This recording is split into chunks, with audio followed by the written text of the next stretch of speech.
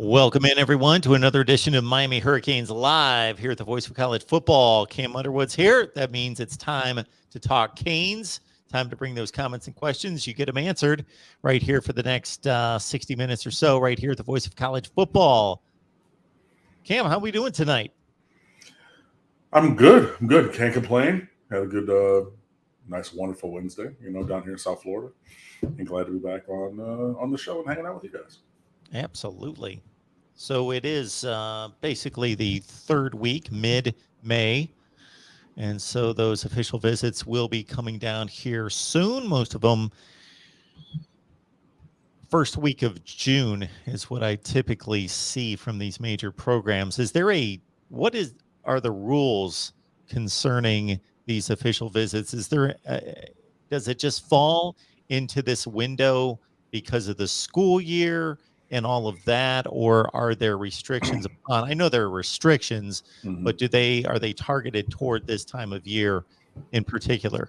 Yeah, I think it's the recruiting calendar for football. So it's a recruiting calendar. Yeah, because you have, that's from 2018. Do I have a more recent one? Or has it not changed? Maybe. Nope. There we go. Recruiting rules and calendar. I see the calendar. So April 1 of junior year through the Sunday before the last Wednesday in June after the junior year, college may pay for a prospective athlete and two family members to visit campus. So that right there, as I scroll to it, is your official visit window.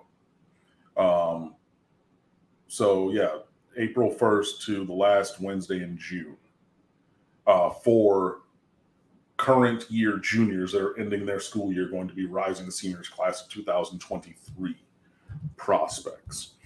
So that's the window that we have from the NCAA that a school can pay for a trip, which is the official visit, right? So the player and up to two family members, as it's stated. So yeah, I think that pushing it into June is really just a thing with the school year. You do have spring ball also, so you don't really want to miss spring ball. That's a good testing window for guys to get, test scores to make them eligible. So your ACT, SAT towards the end of the school year, things like that. So since those are all in that same little window, that's why things usually get pushed into June. And you have the real free flexibility to be able to do that. I mean, really the only thing after, most school ends on what, June 2nd this year? Yeah, 2nd is that Thursday. So that's usually going to be about your teacher, your last day for students, teacher planning day on the 3rd, if not the 1st, and teacher planning on the 2nd on that Thursday, and you get that Friday to start your summer. But after that, what do you got? 7-on-7. Maybe you're doing track, working on speed. Maybe you're playing, if you're a multi-sport athlete, which, most of the first round picks were in this year's NFL draft. So that just shows that specialization in terms of youth sports is maybe not a way that you want to go, So maybe you're playing travel baseball. Maybe you're looking at, whatever else, but take a weekend off and go down to campus. So, or to multiple campuses, because you're going to take that time. And again, that goes, and I'm just looking this up right now. It's the last Wednesday in June.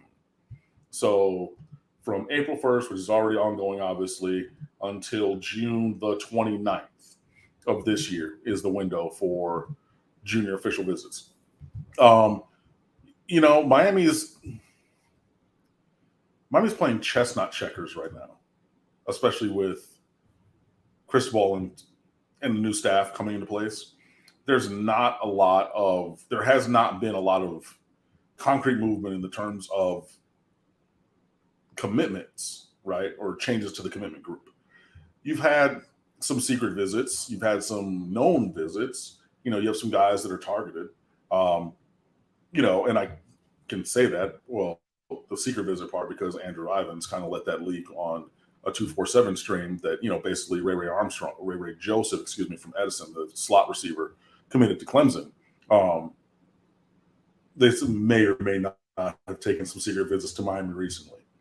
He's been to Miami recently. Like, you wouldn't be talking about it, like, oh, maybe there's been a secret visit, because there has been. It was kind of like Jerry Jeudy on that signing day. People were like, well, maybe he's on a secret visit. And then, like, everyone with the internet was like, so I was walking by that side of campus and I saw Jerry Jeudy, like, like walking with people. So, secret visit is out, the cat's out of the bag, because even like college students, like everybody, wants the football team to be good. You're on the internet, you follow recruit. I mean, not everybody, obviously, but there's plenty of people who do. So, like, I know that kid. That kid is Jerry Jeudy. That's the kid that we want. And I see him right there. He's walking by Chartwell's, or whatever they call it now, the cafeteria. He's walking past going by the wellness center, because the entrance to the Green Tree practice field is right around the corner of the wellness center right there. Like, as I'm going to my car in the wellness center parking lot, and I look over on the pathway and I see Jerry Jeudy.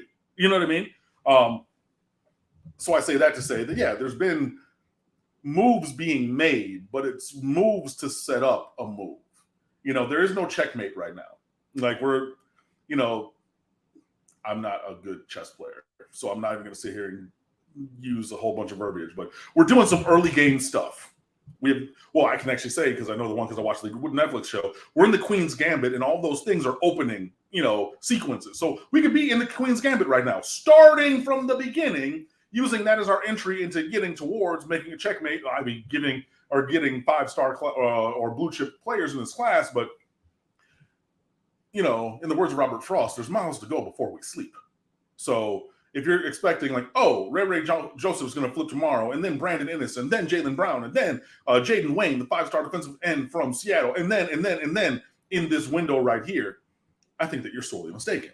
But I do think that the work that's being done, and even lining up some of these official visits that Mark alluded to, are going towards figuring out and finding out who's going to be in this class and who's really about that Kane life, because it does take a first step to get them on campus. Hopefully for most of these guys, this is their second time. Maybe they come back for, I don't know what they're going to call it, but Paradise Camp or the Elite Prospect Camp later in July on their own time. Maybe they come for that. But yeah, getting guys on campus and having these official visits starting is really key, because a lot of players want to get out there before their senior year, to get a look using this new calendar that's been in place for a few years now. Falconer X, appreciate you being here, but also understand that you weren't here for long. So Falconer X, man, stop the presses. Falconer X could not stay for the show tonight, prioritizing his wife's birthday. Now, if somebody would have asked me, I would have thought, man, that might be a 50-50 proposition. I don't know. Falconer X is pretty hardcore. I don't know. So I'm a bit shocked, but that's the good choice. That is the right choice to make, Falconer X. He is going to catch the replay tomorrow. Well done. Good, and happy birthday to Mrs. Falconer X. And you know what they say. Other people say, because I'm single, but happy wife, happy life. So I think that you made the right choice, obviously, in spending the time with us. We appreciate you, brother. We'll see you next week. Yes, John must have been present for our Florida State show. There was plenty of Miami presence there. Why? Why? We like, it helps. We don't. Helps this guy right here. I know it helps you, but like, no, and I'm not even talking about the numbers and views and everything, but like, we don't think about them. Like, I don't, like, we're over here doing our own thing, like they want to do, financial regressions of what they think John Ruiz has in terms of money. And they're, pulling up tax returns for his company and everything. I'm like, but you're missing the point where he said that he has an IPO and he has multiple trademarks and patents. So this is proprietary intellectual property information, and that's what makes it valuable to the thing. But apparently not. But they're just looking at certain numbers from years ago, and they're like, "Well, this is this," and and that's a lot of Gator fans too, because they're weirdos. But like, focus on yourselves, honestly and truly. Like, you supposedly, and like y'all won last year, 4th and 14, cool. You think that you have the next coming of whomever at quarterback. He's not that. He's actually pretty terrible. And you would be wise to actually see that. But there's enough going on in your program. And if you want to talk about the win against Miami and the way that you closed the year, there's plenty of things for you to be optimistic about up there in Tallahassee that you don't have to worry about us. If you, and apparently, and I've seen multiple people say this, not just Harrison, but others, if you're a Florida Gator fan and you believe that Anthony Richardson is the second coming of Cam Newton, why in the fuck are you worried about Miami when you have the second coming of one of the best college quarterbacks ever, right? I got a great quarterback. His name's Tyler Van Dyke. I'm not worried about y'all. I got another quarterback behind him. I got Jake Garcia. I'm not worried about you. I got another quarterback behind him who is not as polished, but all the more physical, with shoulders like this and an arm that can throw it through a brick wall. Ja'Cory Brown. I'm not worried about him. I'm not worried about y'all. So get our names out your mouth. But I get it. You want to focus on greatness. So what you should do, and I know that you're watching, I know that, and I've seen a couple of people who were on screen with Mark recently, like in the Florida State show. I've seen them around in South Florida because they live down here, and I've seen them even at the secret day job as, the trials and trail, or, just as life happens. Bring it up to me in person. That's perfectly fine. But also tell your viewers at 6 and 7 o'clock or whatever time, 5 and 6 o'clock, come watch the big show at 7 o'clock and get some really good content. But you don't got to worry about Miami. We're doing our own thing. Focus on yourselves. Oh, what? No, I'm not doing it. It was quite the spectacle. It was quite the spectacle because we were previewing the Week 1 LSU Florida State matchup. So we had our guy Carter from Power Hour LSU, and he took a parting shot by throwing out his 2019 LSU team as the greatest team of all time. Next question.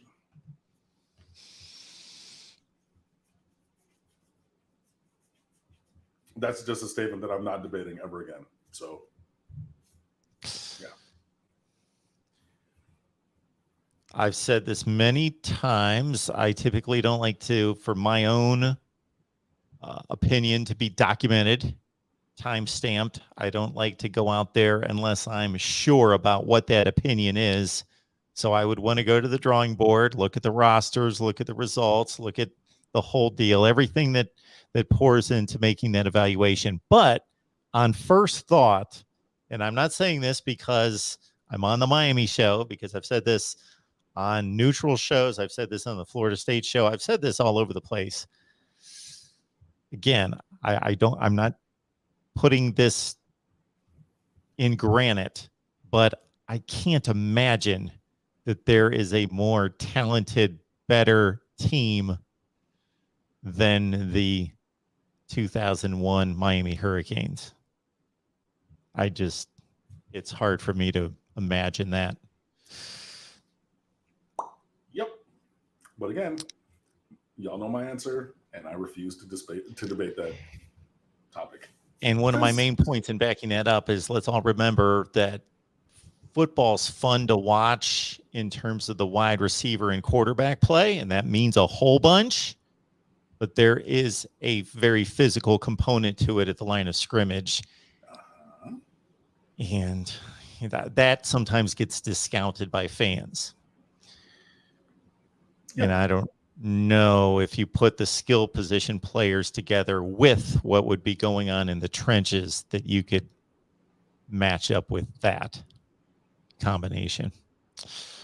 All right. Appreciate everybody being here. We appreciate all the fine comments. Ronan, yes, was there for the Florida State show. We appreciate you, Ronan. Nice. CJ Taylor from the Bahamas. Appreciate that. Just a little short boat ride away from South Florida here.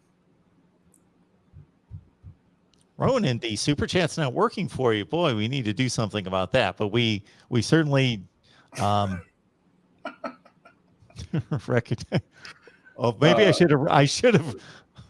You know what? I make the mistake again. I read the first sentence and then I just, boom, we're going to throw that to the air. Super chat's not working for him. Again, I've said it about the shout outs when I was at Miramar, man. You got to scan all the way to the end really quickly.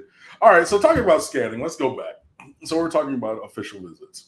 Yes. So in June, Miami starts picking up. So Friday, June 3rd on the books, Olaus Alanin.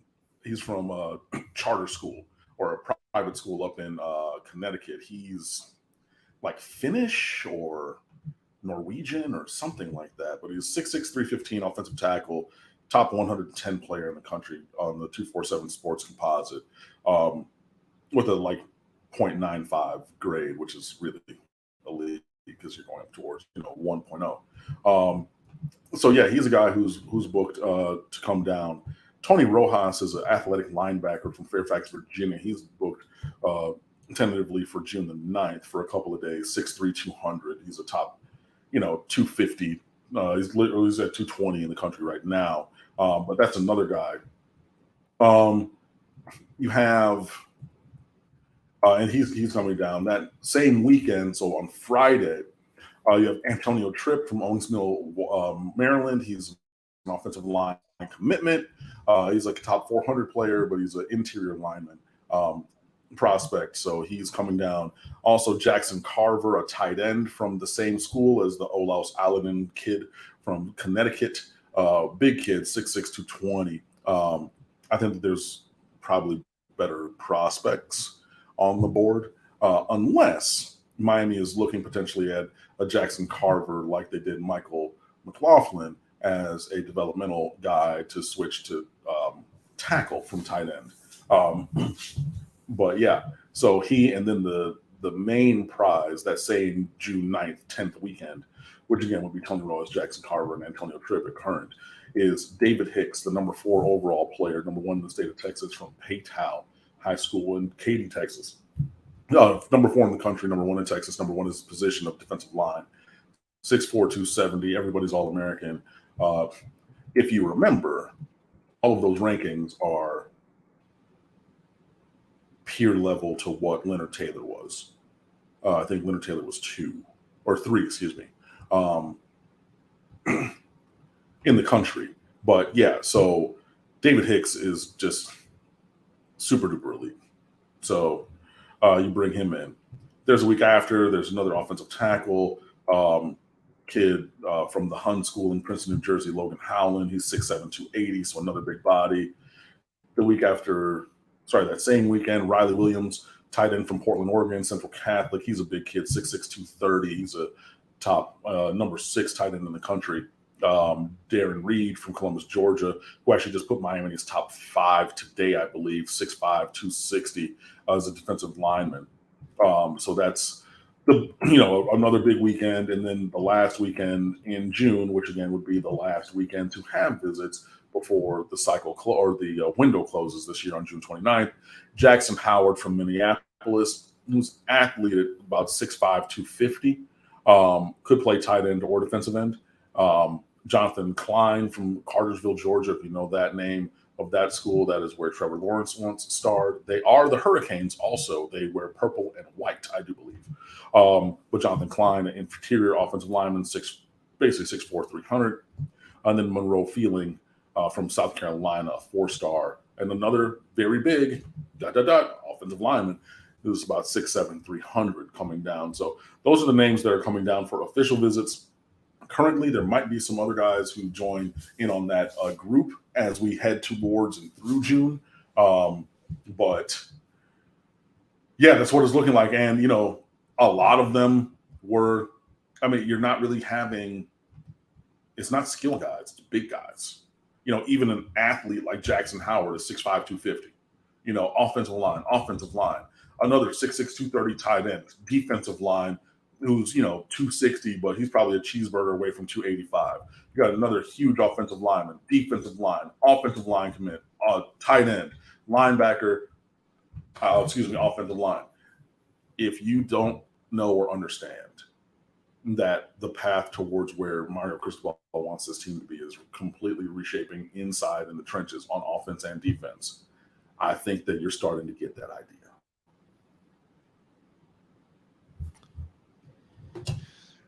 All right, Ronan, I'm nothing if I'm not consistent in my opinion. So the times that I don't deliver an opinion, it's because, again, I want to be fully committed to that opinion. So my comment on Nebraska in 1995 was not in terms of what I would have predicted for a matchup between them and anybody else. It was simply that I could not find a team. And the reason I was pretty firm on making the comment I meant about being a dominant team against its schedule was I went through every national championship season since 1922. I went through the last 100 years to basically perform an exercise in which were there teams that earned or deserved to share national championships? Were those teams that were given number one votes that should not have been, to kind of sort through all that? I could not find a team as recent as 1995 that was dominant against every team on their schedule, meaning that they were not challenged the entire season. I didn't say that they would win against whomever, Miami in particular. I just said that they were the most dominant team against their schedule. All right. So, yeah, so we got Akeem Mesidor, we've got Trevante Citizen on campus. So it is mid-May, and even though they did not get to participate in spring practice, they're getting a pretty good jump on the summer workouts, acclimating with the team and teammates, and getting accustomed to campus. Yeah, so those are the last two guys that actually joined a couple other guys who were there earlier in the weekend. So Chris Graves, Markeith Williams, Jaden Harris, Isaiah Horton, and Inez Cooper, the offensive lineman in that class. So Citizen and Mesidor, Citizen being a high school recruit, Mesidor being a transfer, they're just making their way down as well to join. And they were a couple days later in the same window. But yeah, getting everybody on campus as soon as possible is great. And we want to get them integrated, and I think that all of them can have a role. I don't think that everybody's going to be a superstar day one. You know what I mean? I don't think that, but yeah, getting everybody on the camp. But it's really key for Mesidor, because Mesidor is going to be at the top of that defensive line, rotation. Like he's going to play like a lot. I think Trevante Citizen is arguably the most talented physically running back in a very deep and diverse running back room. But yeah, we got to get him started in the program and everything, and just continue to develop him moving forward. But yeah, getting all those guys on campus is great. And yeah, just the unofficial, official team workouts and everything, the voluntary workouts and everything. Look, at this point, it's not voluntary. If you want to be great, you need to be there for it. And that's really what we're talking about. So, a lot of these guys, they had to go all in on being an athlete, at 13, 14, and that just continues now. You're doing it in a wonderful location. Like, even if you hit a workout and everything, you still be Coconut Grove in 10 minutes. You can still be South Beach, and well, depending on traffic, you know what I mean? Like, you still explore Miami. You can still have a great time while also being here and doing the work at the facility with your teammates on the practice field, all of those things to build the team towards where it should be. But nothing worthwhile is easy, and it takes work. And that's why it's really important to get these guys down here to do that work. We are talking Miami football with all of you each and every Wednesday night, 7 p.m. Eastern time. Appreciate you being here. You could also help us out by bringing more folks in here, and of course, hitting the like button as well. And this is your time to shine with your comments and questions, as people are wrapped up in this greatest team of all time discussion. It gets the people going. Yes, that always does. That always does. Yes. I will say this, though, on the lines of recruiting, and I saw this today. The NCAA has lifted the 25 initial counter rule for the next 2 years. So what that is, and we've talked about this for many times, you can bring in 25 new players a year. They also gave you the waiver for this year. If you had massive losses from the transfer portal, you could bring in 7 additional players, basically trade them with outgoing transfer portal players and incoming transfer portal players.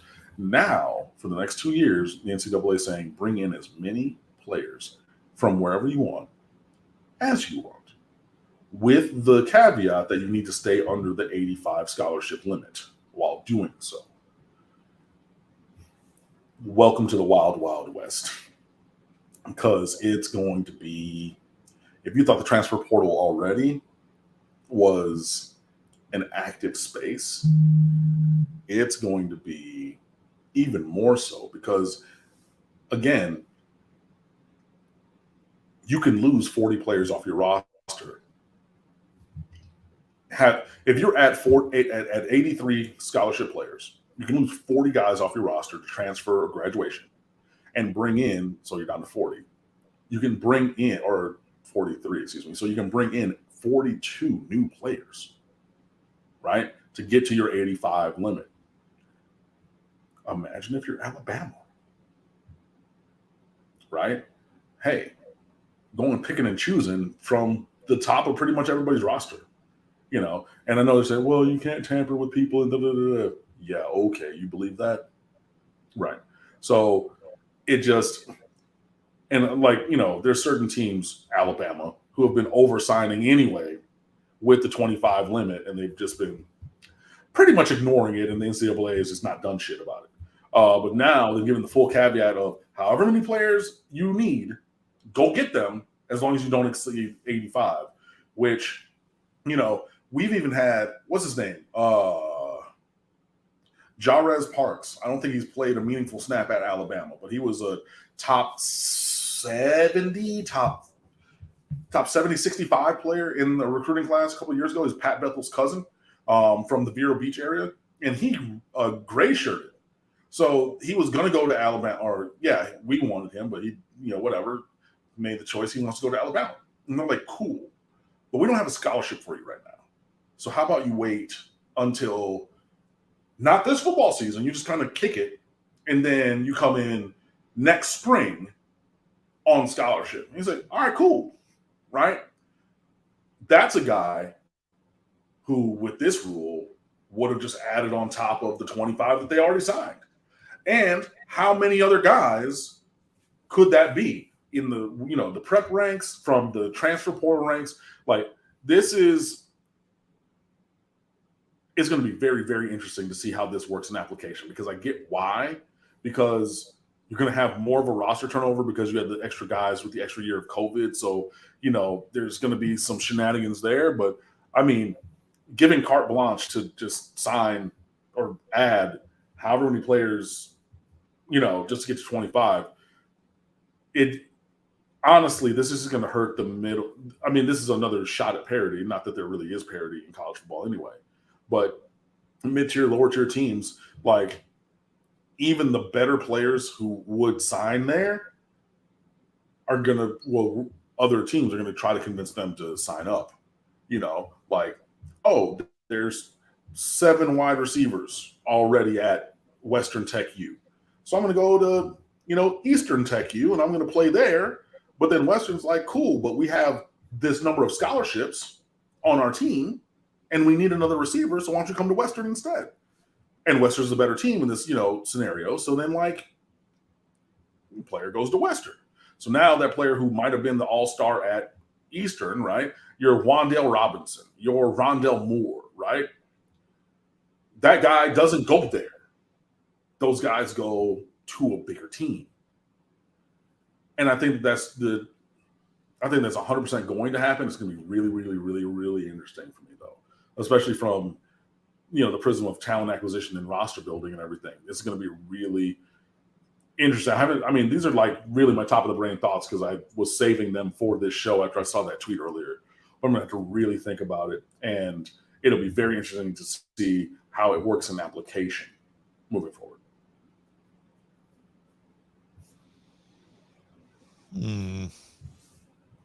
All right. Cam Underwood's here to answer your questions. Talk Miami football with all of you. Appreciate that. Bring in more folks next week, 7 p.m. Eastern time on Wednesday. All right. Looks like I'm going to be asking Cam some questions here. Let's get it. Everybody's wrapped up in the all-time discussion. Okay. I get it. All right. So we talked about, let's see, we dove into the pods last week, did we not? We got into the banishing of the division play in the ACC and what that could turn out to be. And which is another thing that the NCAA has made a move on. They have said also today. So there was the 25 incoming counter rule that they said 2 years, not just do what you do. Also, they said that the conferences can determine their championship game contenders however they want. Because now, or before that, it was okay. So, you had divisions, the winner of each division, have a tiebreaker rule. Da, da, da. So now they're saying, okay, you don't have to have divisions. You can determine it however you want, which means divisions are going the way of the dodo bird. So yeah, it's probably going to be, pods, just depending on the numbers. And the Pac-12 jumped on it day one. They jumped on it right away. They released, their next action, which is going to be to, banish the divisions and go with and start that right away. 2022, top 2 teams in the conference will be playing for the conference championship. All right. I saw somebody, I think it was Dom, he said that, somebody asked who Miami fans wanted their 3 tentpole teams to be. And he said like Duke, Boston College, and Georgia Tech or something. And I'm like, I mean, yeah, you're going to pick the 3, worst teams recently. Like, yeah, that makes sense, but it'll be Florida State and then 2 other teams for Miami. I mean, you can take that to the bank. It'll be interesting. It will be interesting, however, to see who the other 2 teams are. And again, I made a good case for Virginia Tech being one of those teams last week. I'm not 100% sure that that Virginia Tech would be one of the 3. I think it stands to reason, but I could also see them going in a different direction where Miami has Florida State and then 2 teams that do not include Virginia Tech. So it'll be really interesting to see how it actually breaks down. Yeah, I think the 3rd team is going to be, like we mentioned last week, by default, depending on needs from other teams. That 2nd team, when I think Big East football, if somebody just says Big East football at its best, I think Miami, Virginia Tech. I think that was the pinnacle of Big East football, was that when those 2 were, Miami was on a different level, but Virginia Tech was the one program that could stand up to them on occasion and emerged as a national power, obviously, especially when Michael Vick was there. I agree. So again, I think that should be the 2nd team in the 3. I won't say necessarily number 2, but the 2nd team, along with Florida State, and then figure it out from there. If we lined up the entire Miami football team, who would win a 40?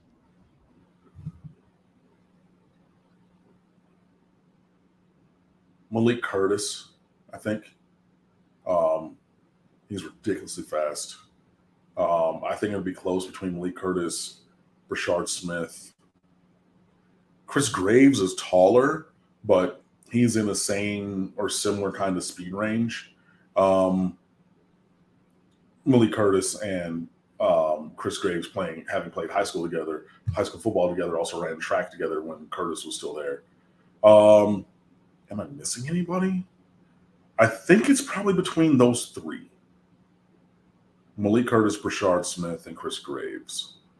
I'd probably lean towards Malik Curtis. But yeah, that's where I'm going. I think it would be those 3, and I think Malik Curtis wins. Willie's here. His first question, I don't necessarily know if he knows the answer to this question, and he's just prodding a little bit. Yes, Miami's not made the playoff. There have only been 8 playoff seasons. Okay, Cam, when do you think they have a reasonable chance to make the playoff? It appears so.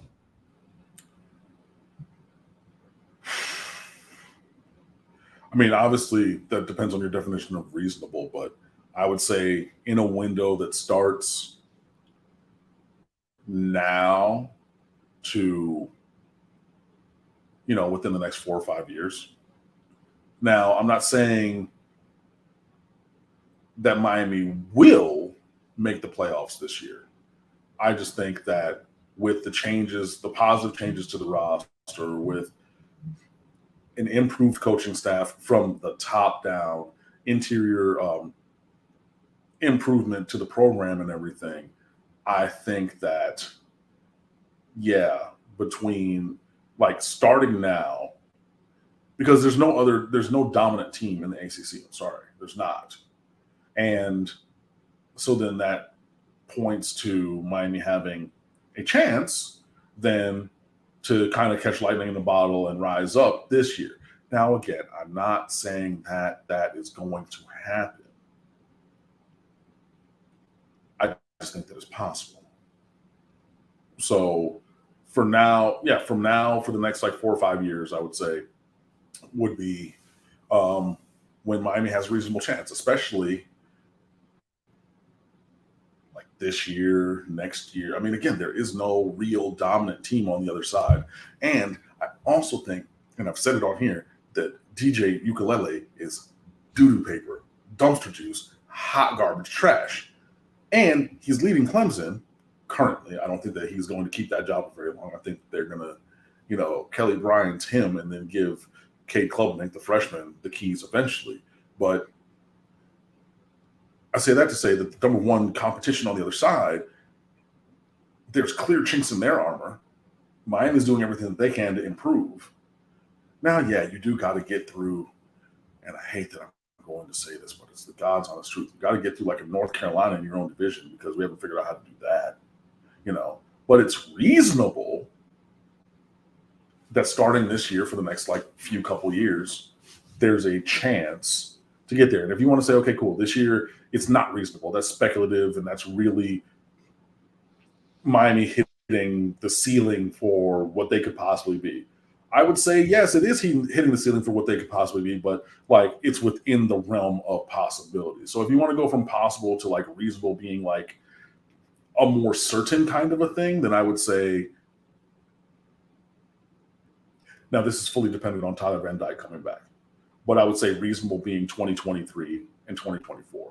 Those would be the target years, I think, in the near term. If it's not that, it might be a little bit of a longer term. But I think that, those will be the times. I had a YouTuber text me the other day and ask me, because he's pretty sure on what 3 teams are going to make the playoffs. He goes, who's going to fill that 4th spot? So I think it's pretty conventional wisdom. May change, may not turn out this way, but it's pretty obvious to most that Alabama, Georgia, and Ohio State are the 3 best teams in the country.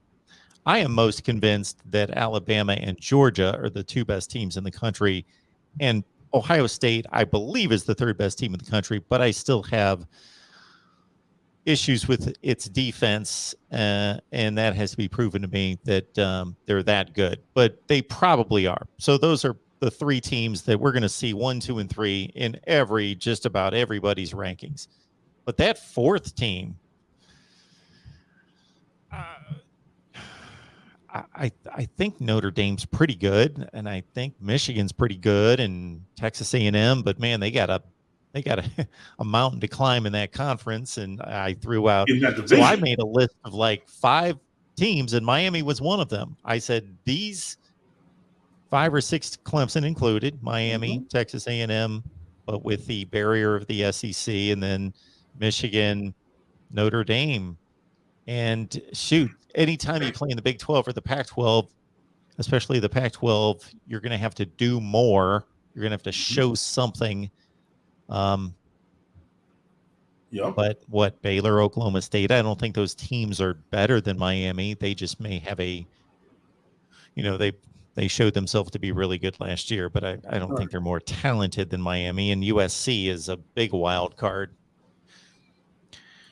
Like I said, it's possible this year, and I think if you're going towards reasonable for Miami to push towards a, I'm going on my voice right now, but to push towards the playoffs, I would say 23 and 24, especially if, by the grace of God, Tyler Van Dyke comes back for 23. Oh boy, you gotta have Miami up at the top. Now, hopefully they don't, get their doors blown off in the opener like that Michigan team did with Chad Henne, Mike Hart, and Jake Long. You get blown out by Oregon in the opener in a game that really propelled Oregon onto the national stage, because all those guys came back and like, yo, we, trying to beat O-State, we're trying to be champions, we're trying to, and then like everything that they were kind of going for went down the drain and we won. You don't want to have that, but I mean, yeah, if Tyler Van Dyke continues to play that, we've seen from him and progresses and decides to come back for next year also, oh boy, you have to have Miami way at the top. And even without, yeah, he's unproven, but he's super talented. A 23 team with the recruiting where it should be, the roster development and improvement where it should be, and a Jake Garcia at the helm should also be a very formidable foe for pretty much anybody and everybody who lines up across Miami. Ronan, we thank you so much for encouraging people to hit the like button. But, keep in mind that the 173 on the line, they are not the only people that have been watching this. So actually, we've had more like 270 people yet to hit the like button, Ronan, as I do the math. Okay, Desmond is going way off into the future again, but this is even more so than what Willie asked with the playoff projection. Do we have a future, and not to correct your verbiage there, but it is the Pro Football Hall of Fame, Pro Football Hall of Famer on our current team? Man. Wow. We're looking like 20 years into the future in terms of induction. Yeah, maybe more. Yeah. That's like a first ballot. Sure. Yeah,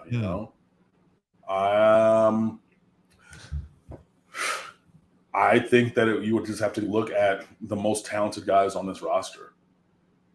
I think that the list starts with Leonard Taylor and James Williams for potential. I Champ 100 LT. Yeah, Leonard Taylor and James Williams. 5 stars in both of them, and game changers on the field already. You have to look there.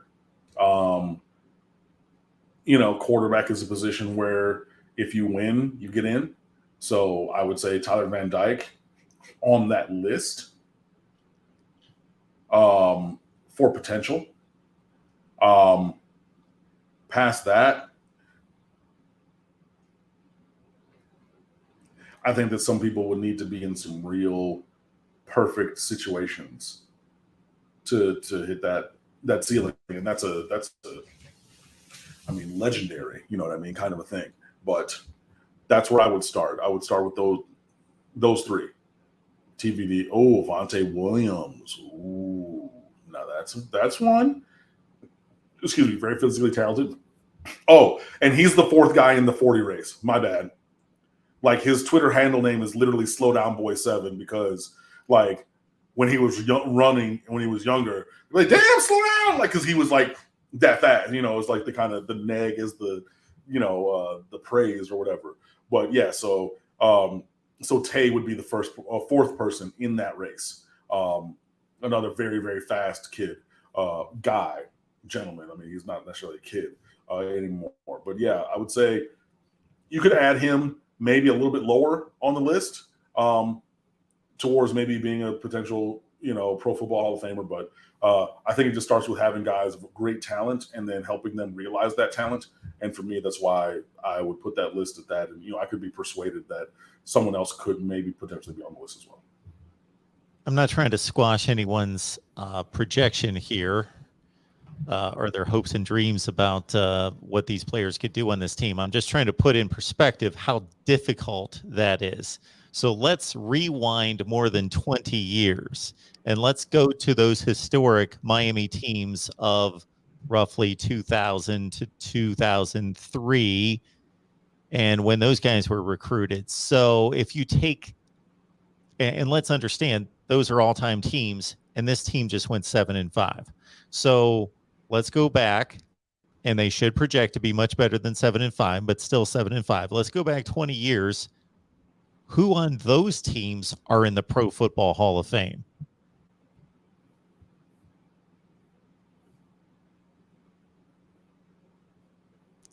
Ed Reed. Well, yeah, last year was 2000, correct? Yeah, well, we can take that block. Right, no, yeah, I got you. Reggie Wayne was a finalist twice. He's not gotten in yet, but he's going to should push through. Okay. Santana Moss, probably, maybe not. Clinton Portis is on the list. He's been in the nomination process. Obviously, the one that sticks out is Sean Taylor. Unfortunately lost his life. Yeah. At a young age, and that kind of, obviously, was that Frank Gore, who just retired, so he's a couple of years played out. Forever. Yeah, and played well forever too. There's something to be said for that. Andre Johnson is another guy who should be up for the Hall of Fame, especially when you consider he put up the monster numbers he did, and he did it with just like Joe Schmo and the average guys, playing quarterback with him. If he had a real quarterback, it was on like a good team. Oh boy, think of what the numbers he could have done. But to that point, yeah, it's been. I don't know that Vince gets in, man. I don't. It's really tough to project an interior line. Same thing with Shockey. Jeremy Shockey, I don't think is going to go to the Hall of Fame. I think that he was a really good player, and I think that there's, obviously he's a legend and everything, but I just think that I'm not sure that he gets into the Pro Football Hall of Fame. But, and of course, I overlooked the great Devin Hester, who should have been a first ballot Hall of Famer, and the fact that he wasn't is fucking bullshit. But yeah, so then you're talking from the legendary Miami teams, like 3 and a couple possibles. But right now there's one, correct? Yeah. Or is right now 3? It's Ed Reed. Yeah. And then you have on top of him, so there's 1, so you have probably 3 more surefire guys, and then 3 possibles, on top of that.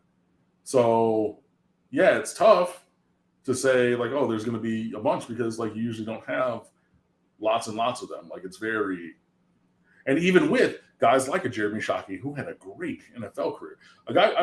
Look, we didn't even mention Greg Olsen. Greg Olsen had an incredible career. You know what I mean? Like Jimmy Graham, another incredible career. What years were Jimmy Graham? Well, Jimmy Graham was a little bit later. Yeah. But he played the 1 year after he got done with basketball. Because he played basketball for 4 years and he played football for 1.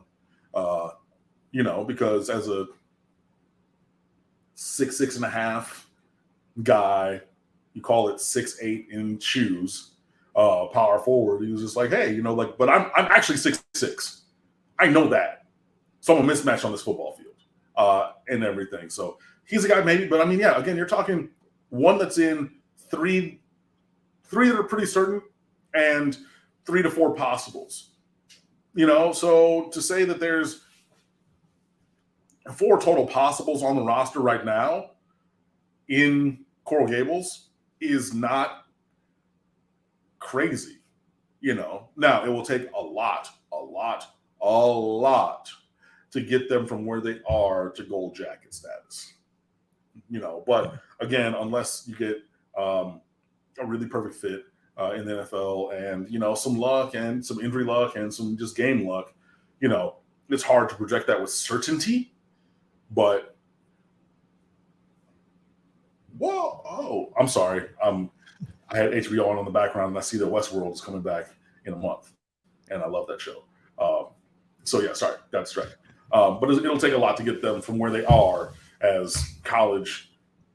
All of them are sophomores. I know that TVD is a third-year player, it's a redshirt sophomore, but you're talking about 4 guys on the roster who are sophomores, going from sophomores in college to through an NFL career. and then to the Pro Football Hall of Fame. That's a lot. But I would say you have to start with the 4 most talented guys, and I think that makes sense. Yeah. Some people in the chat are going way beyond the parameters to Ray Lewis and Edgerrin James, which is fine, mentioning different guys, but we're well. I mean, Edgerrin James was there a year earlier. He was 99. Okay. So, that's when that UCLA game was. So, fine. Okay. 98. That was 98. You're right. That was 98, not 99. Correct. So 2 years in from 2000, but okay. So, yeah, I just wanted to give some framework to how difficult that is. Quite. All right. Good stuff. Calais Campbell, yes. Greg Olsen caught 742 balls in the NFL. A lot. Yeah. And Calais Campbell's been, defensive player of the year, once in all pro, like 5. I mean, he has a case. I think that he's more in the Hall of Very Good than the Hall of Fame. You know what I mean? Like he's been very good, yeah, and he's a incredible force at 6'8", 3 something defensive lineman who's played outside and inside throughout his career and all those kind of things. It's just, man, like it's. Like a Hall of Fame is it's a lot, man. It's a lot. Yeah. So, I mean, but okay, Calais Campbell being on the list, I think that he won't get in, but worth a mention, So, yeah. Yeah, Jeremy Shockey played less time than Greg Olsen, so he had 10 years in the league. He caught about 170. He caught about 200 less passes, and a lot less touchdowns. Just didn't have he wasn't the compiler for the number of years. But when he was out there, he yeah. wasn't the compiler, but he was a monster when he was out there. So, I'm sure that people are going to say, well, maybe if you just look at the impact that he had in those years or whatever. But I still don't think that either one of those guys gets in. But, again, great players, all Miami alumni. I know what we're talking about, and everything, but Hall of Fame was very, very, very high status.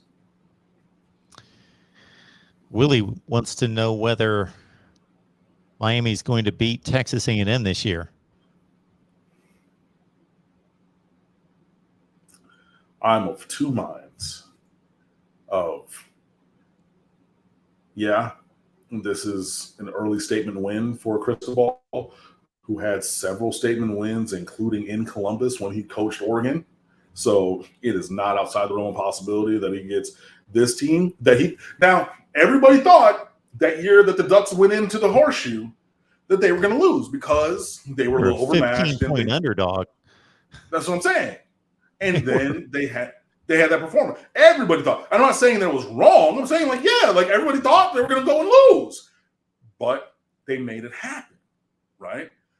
So it stands to reason. Then you can say, okay, cool. In a similar state, Miami being an early. I saw some websites said that Miami is like a touchdown underdog at least in College Station.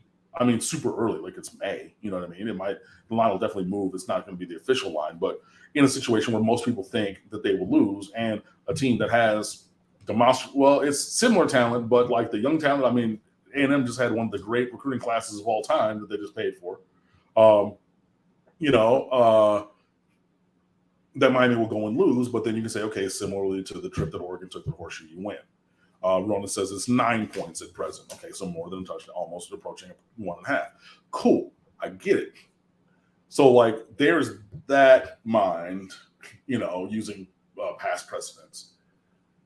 I'm of the other, and as well, Texas A&M, though they have all that talent, does not have a quarterback worth a damn. I think Max Johnson is fine. I think he's regular, but I don't think that there's really anything on that roster in terms of quarterback that really scares you. But then again, Miami has made average quarterbacks look like world beaters before. So, maybe another caution.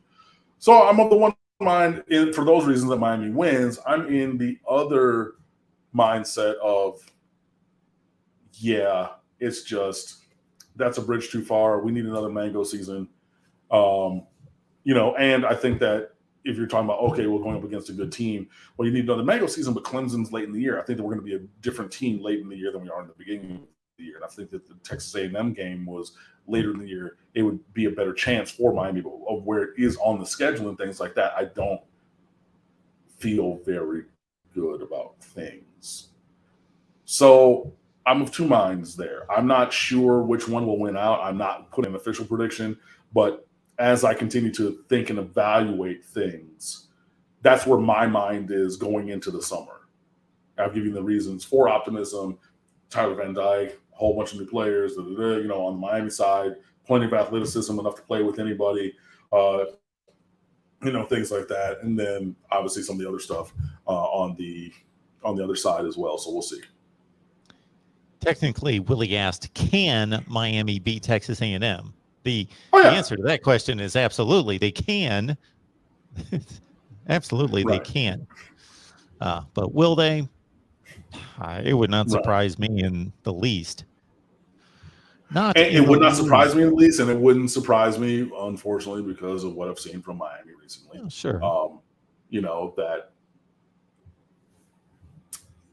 we leave that game wanting to see more. Max Johnson, to Cam's point, will probably be the starter. He threw 27 touchdowns in the SEC last year with 6 picks. Charles Johnson says A&M is a top-flight quarterback recruit. He's not going to be the guy, but Connor Weigman is a 5-star that they signed, but he's just a pup. He's not going to play. And the other guy is Haynes King, who won the job coming out of camp last year, and then he got hurt, so he might be the starting quarterback. He runs around. And Haynes King is a guy that Miami kicked the tires on 4 years ago in recruiting. So he's a guy that, I watch film on, I'm familiar with. I watch, try to watch as much football as I can. So I've seen him play both in high school. I've watched that film. Might have written about it on State of the U because I tried to do that as much as possible. That might have been when Roman was contributing with us, so I might have had him write about Haynes King instead of myself. But either way, I know that I've watched the film and I've seen him play as well. So yeah, I'm content with that. But yeah, and they do have a 5-star that they've just signed. I would find it remarkable if he were to jump to the top of the quarterback room right now, especially with multiple blue chip guys and 2 guys in Haynes King, who started at A&M and they got hurt, and then Max Johnson, who started at LSU. So 2 guys who started in the SEC West, and then a true freshman comes in and usurps both of them. I would find that to be fantastical. But stranger things of it. And I will just say, to your comment earlier about there not being a dominant team in the ACC, I still have to see that one through. I've got to see Clemson play that one through. Who do you think, Clemson? They could still be a dominant program. They just had one down year. Okay. I'm not convinced either way. I'm not selling them either way. I think I'm selling everybody from being dominant, because to me, if you're that kind of dominant, it's not a question. And then we can see what the results are this year, in my viewpoint, which, is different than yours. And that's, obviously, variety being the spice of life and everything. But I just think, Tim, Clemson's defense is really good on talent. Miami's defense is way better on talent as well. Better than it's been, not better than Clemson's. So let me be clear about that, so you don't parse my words incorrectly. That I didn't necessarily say right. But we'll see. But I just don't think that going in that there's a dominant team. But hey, maybe somebody proves me wrong, and then proves you right.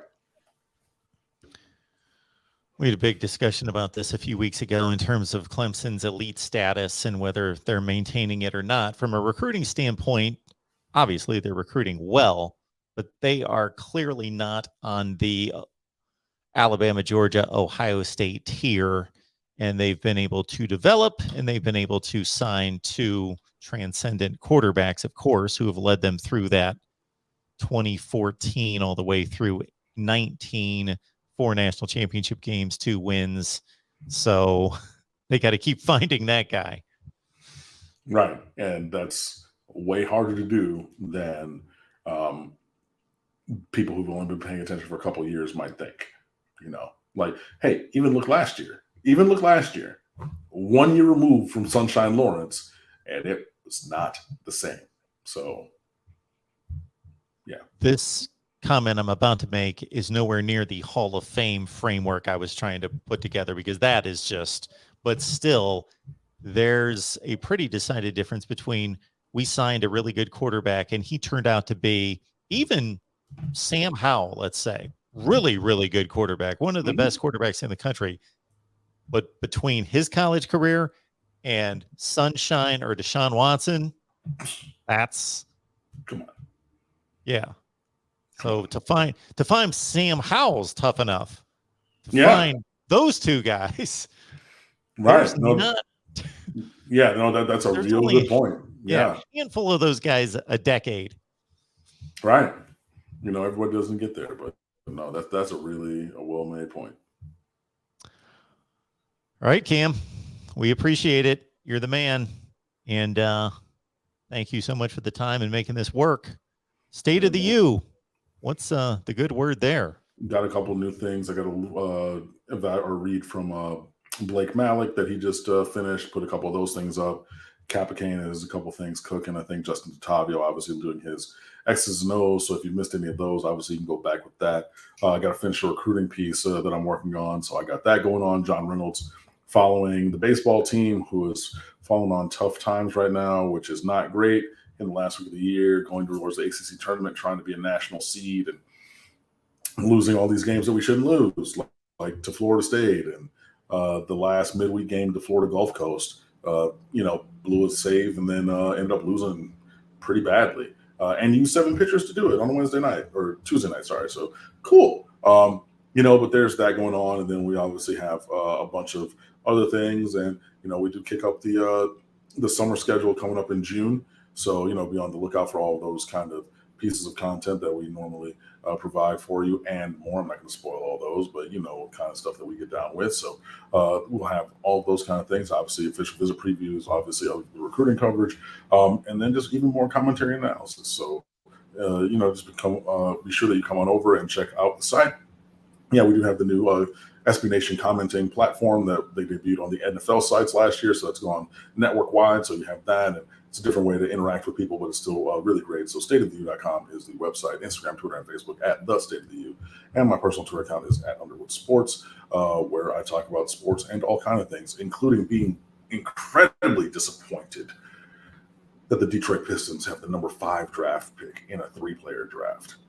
And my mentions yesterday, I was working the secret day job and I worked pretty late, and my phone started pinging, and I saw John, former managing editor of State of the U, a good friend of mine, John, and he just added me. He goes, "Somebody check on at Underwood Sports," and I was like, "Nope, I'm not even gonna.